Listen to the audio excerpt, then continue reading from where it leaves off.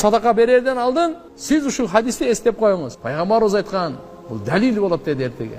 Пайгамбарыбыз айткан, садака адам баласынын көлөкөсү, момундун көлөкөсү бул. Кыямат күнү мына күнгө канча чыдай албай атабыз. 40 градуска эмне болуп кетти? 45гечи, 50гечи тополоң болуп кетти. А бул ушунча күн узакта, ушунча ысыктыкка чыдай албайт. Эртеге ушунча миллион километр узактагы күн адамдын башына 1 километрге келет. 1 милге. Кантип чыдайбыз? Аллахым райымын алсын.